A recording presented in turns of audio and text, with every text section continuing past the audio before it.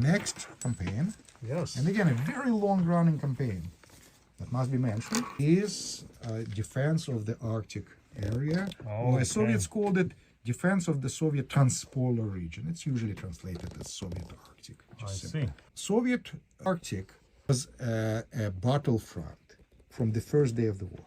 Unlike Caucasus, Germans only got there in 1942. Unlike Stalingrad, of course, even Moscow, even Sevastopol, the defense of Arctic started on the first day of the war.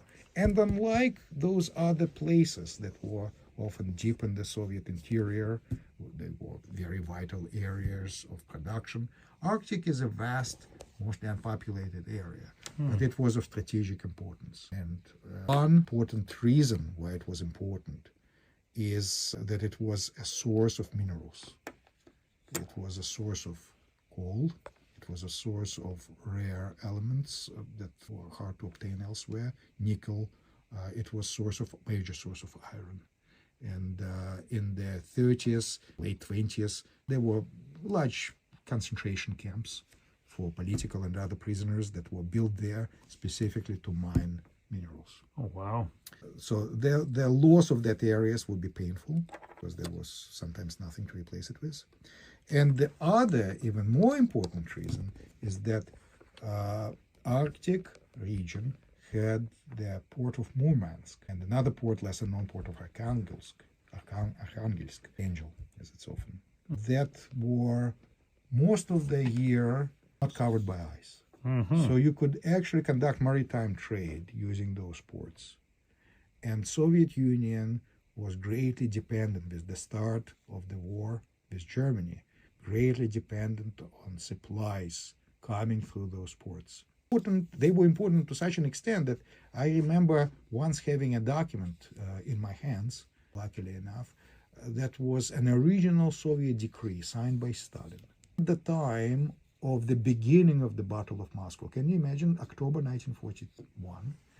Soviet Union was in the worst possible position. There was full expectations from everybody that Soviet Union would simply fold. Western sources, analytics expected that the war wouldn't last much longer. Soviet Union's government by that time, Stalin and the rest, relocated far into a city on the Volga. And there was panic at some point in Moscow and looting even. So it was pretty much to be out of control, the situation for the Soviet side. You don't say looting. There was a couple of days of looting. Oh, that's that was put down very brutally by NKVD. Yeah, little known fact. Yeah. Wow, brutally put down. Oh yeah, of course. Wow. This always happens. But it was a very bad situation for the Soviet leadership. Yeah. And nevertheless, in this point of you can say despair almost, Stalin took time to write a decree that was dealing with supplies of airplanes, hurricane airplanes, fighter planes, that were coming from Britain. My God, hurricanes. Wow. Hurricanes. They donated some of their hurricanes to the former, you could say, adversary. Yeah. To the country that was actively helping the Germans. Yeah. Up to that point, until recently. Interesting. And they actually put them on ships and carried them to Murmansk, to a northern Soviet port, to help the Soviet war effort. And Stalin considered it so important that he issued special decree saying that two Air Force regiments to be organized for pilots to study these airplanes immediately and put them to good use within shortest time. Right. And no effort would be spared. Every kind of supply imaginable would be provided to pilots and every support. And they were expected to start flying almost immediately. That's the importance he put in those supplies. Because Soviet Union at the end of 1941, it was a very bad situation because a lot of Soviet industries, vital industries, vital industrial areas had been overrun already. Soviets, yes, they did relocate many of the factories into the interior, but they did not yet start full production. It would take time until into 1942. So 41, Soviet Union was really hanging on the brink. It was of paramount importance to get that supplies through. Yes. Port of Murmansk was extraordinarily important. Germans never really maybe paid enough attention to it initially, at least. They were making some effort. There was an army, just one army, not an army group, organized to attack a Soviet northern area. It was called Army of Lapland. Initially, it was Army of Norway. Later, it became Army of Lapland. It didn't get very far. France stalemated for much of the war afterwards, and although the efforts continued on both sides, neither was successful really in making a major advance. Germans tried to suffocate the port of Murmansk, to destroy it. They made a very significant effort from the air to burn it down, to destroy the port. Never was successful. Some of German pilots later said that the air defenses that they met in Murmansk were next to none. Even during the Blitz of London, or even during the attack on Moscow, they never experienced air defenses as strong as those that protected Murmansk. So they were able to eventually to burn down much of the town, but they were never able to get to the port. Wow. So port continued to operate. Allied convoys continued to sail to the Soviet Union at increasing rate, actually. And fighting continued on and on and on. Again, initially, Germans didn't pay much attention to the convoys. They were hoping to score cheap victories by destroying the port. That didn't work. Then they tried to cut the railways leading from Murmansk area, even going as far as trying to use massive bombs to cause a landslide, because they knew the area was permafrost area.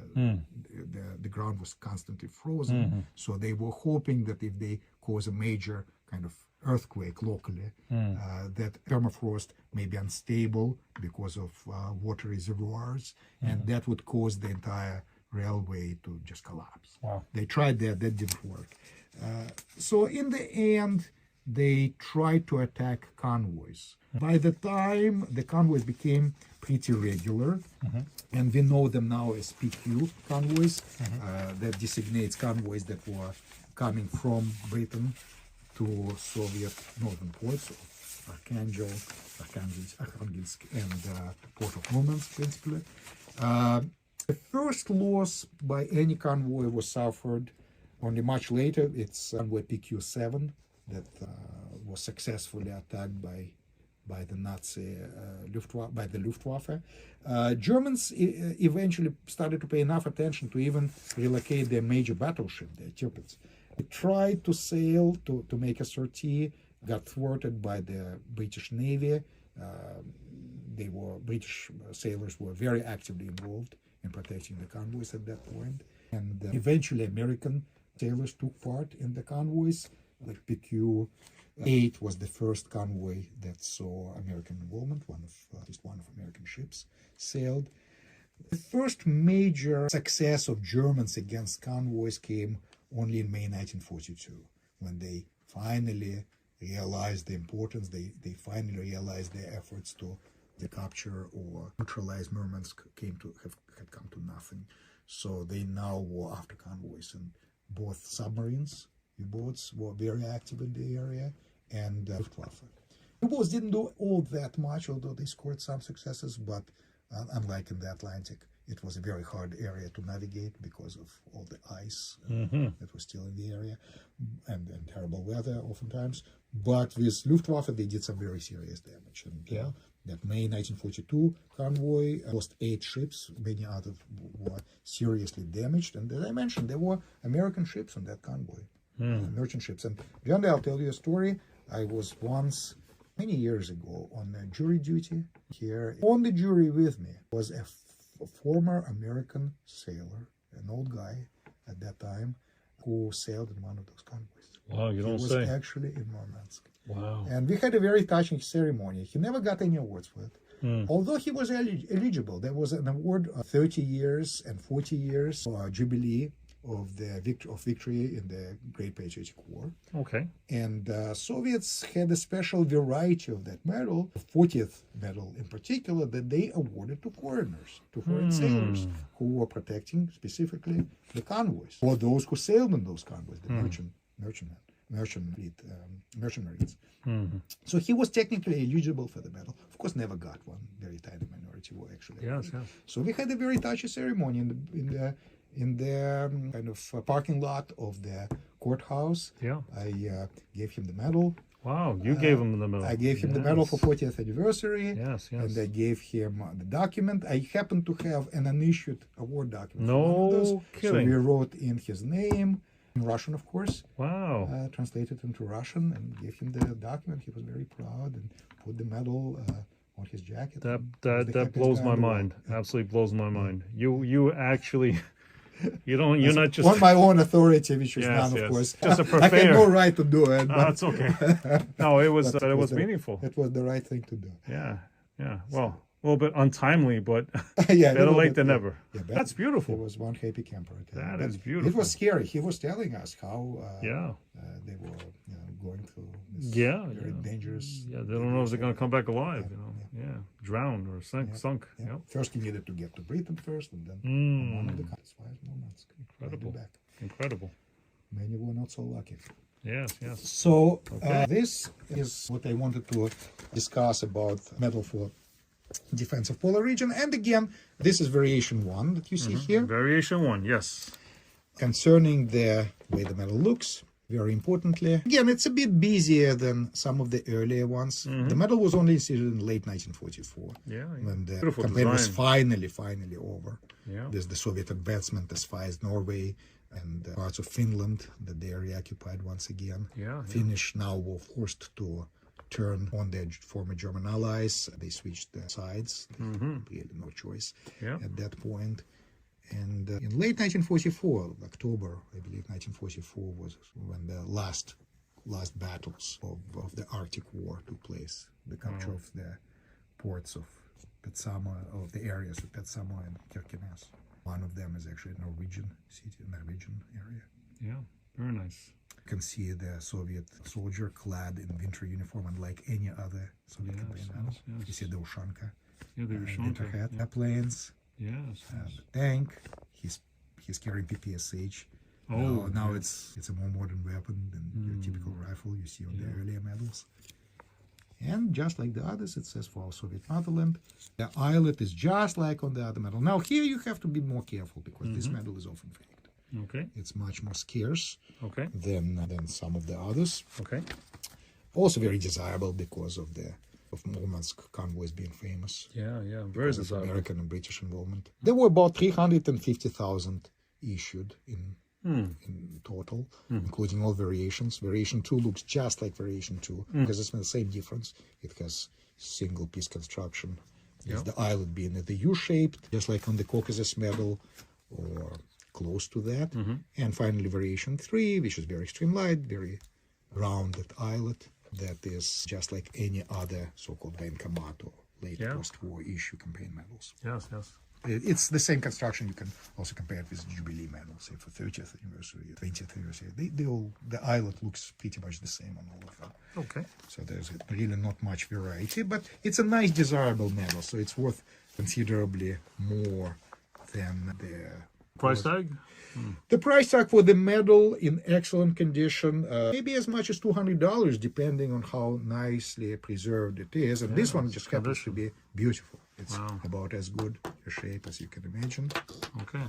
You can see, again, it's not gilt. It's this shiny leftover from die strike, and it's been luster. Suspension device. Well, it's not a World War II suspension device, but it's late 40s. It's immediately after the war. Okay, and late the medal could be made in as late as 46 and still look the same. Okay. The suspension is, I would say, late 40s. It's double side, two-piece construction suspension. You can see the same kind of attachment as the Caucasus suspension. But the pin, you see, the pin is now not self-locking. You can see that the suspension actually has the hook. Not the pin. Suspension has it, yes. This is the sign that it's a post-war suspension. Yes. Nothing wrong with it, and suspensions were routinely replaced by Soviet soldiers, by former Soviet soldiers, by veterans, because they wore medals very often. Yep. In fact, you were required to wear it if you were still on active duty, your full dress uniform. No. Yes, yes. There was no such thing in the Soviet Union as a miniature medal. Right. You could also never wear, never have a copy of any medal, with one important exception, and we'll talk about it in one of our future episodes. But by and large, there was no such thing as a copy or duplicate. Or wearing copy. There was simply no such thing. Yeah, interesting. All of this talk about various copies of vast majority of Soviet medals is just talk. No such thing. Just fantasy. Yeah. There was no such thing. It was against the law, actually. You could not have anything even remotely resembling a Soviet state of war. No duplicates. Duplicates were issued very rarely Yes. when a regional medal was lost to destroy the stolen. Oh, and you could prove, and the recipient could prove Okay. that it was not due to his negligence. Right. Like he Then didn't a special, sell it or something. special decree would be issued by the Supreme Soviet of all things, Okay. by the central government, that would bestow those duplicates. Mm. And those Were there any penalties for losing your? Yes, absolutely. If you were negligent. Yeah, yes, yeah, You yeah, you could be stripped of your decoration, of the right to wear it. Oh my lord! Yeah, you right. could be forever stripped of having a right to wear the medal. Yes. If you no medal would if be you ever issued. sold your medal and it's proven. Oh, then that would be actually criminal. If you sold your Criminal, medal in the Soviet times, Yeah. you would go to jail. It would have been criminal. If you bought a medal, for that matter, you would go to jail. Oh, bought the medal. If you bought the medal, if you tried to bring the medal out of the country in the Soviet times, it was absolutely criminal offense. It was a crime, yeah. It was absolutely criminal. So that's why collector's market for medals was very much underground. Oh, yeah. Almost non-existent, because nobody wanted to take that risk. Yeah, yeah. Also, it would be very much frowned upon, because Yeah. Russians tended to think that medals is something sacred, iconic, have almost like magical power. Yes, And yes. you are not supposed to sell. So even to this day, many people have a serious problem with it.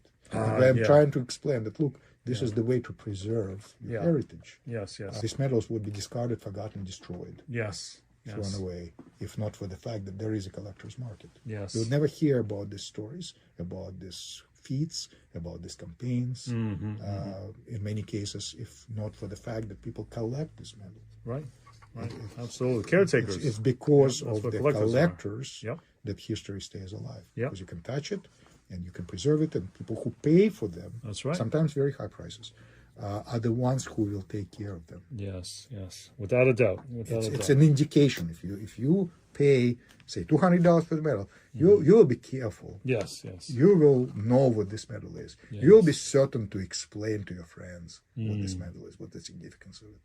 Yes. So it's the collectors who preserve history. Yes. Well, it's a duty to preserve. Not so much museums, not so much libraries or books. It's the Because museums can only hold so much, right? Exactly. Yeah, yeah. Exactly. Yeah. Exactly. And last, on the subject of medal for the defense of Soviet polar region, an example of document. You will notice that this document is now more familiar booklet shape. It actually, unlike earlier one-page certificates, it shows image of the medal. Just like the others, it has a serial number, which is a unique serial number that was only issued to this particular person. And look who the person was. Senior Sergeant of Medical Corps, Medical Service, Oh, wow. a female combatant. Okay. Non-combatants could not get this medal. That is a scarcity. This was exclusively to people who actually took part in the fighting. It's signed by a major who was a commander and commanded a hospital, military hospital. So she was probably a nurse, paramedic, somebody who had medical education, possibly most likely before the war, and immediately was drafted at the beginning of the war. Chances are she fought from the very beginning of the war to the end. Interesting. Wow. All right.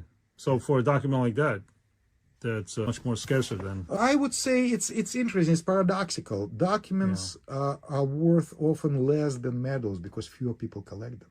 Most collectors want to have them. So document may cost you $120 in nice condition. By the way, this document is pretty brittle. You will notice that it's printed on a very thin kind of paper. It's glossy and at the same time pretty brittle. Later documents, documents, for example, for medal for the capture of Berlin or capture of Königsberg, they are on thicker, more substantial paper. They don't fall apart as easily as some of the others And case in point is polar defense. Also, defense of Moscow. The earlier versions of the document are on the same very brittle paper. Okay. And they often fall apart. Interesting. So documents, of course, are more scarce than metals. It's just that supply and demand. It's also demand Right, that right. comes into play, not just the supply. Yes, yes. So even though there are fewer people collect documents, which I think is a mistake because Soviet documents have so much individuality. Yes, this of course. person, Comrade Prokofьева, Claudia, we can find out using Soviet archives or Russian archives that have been published, The that are archives. available online. You can find out what exactly she did. Are you going to get into that in future episodes about Absolutely. how to research? Absolutely. And I will show you all the inside tricks. And I will show to American collectors, to English-speaking collectors, how to research Soviet award by name if you have a document. Or in some cases, even if you just have the serial number without knowing Russian language. You don't know to be fluent in Russian or even to know Russian at all. There's a magic trick. Okay. I'm going to show you. We like magic. How you can use to this day full advantage of Russian archives No kidding. online No kidding. without knowing Russian language. Okay. So you're going to take the collector, non-Russian speaking. So this whole maze. Yes, yes. And it's simpler than you think. Removes all the mystery out of it all. Yes. Wow, the citations and I hope everything. so. That is incredible. I hope so. Wow. Incredible. We'll Technology. discuss this. Yes, it's a wonderful thing sometimes. Yes, nice.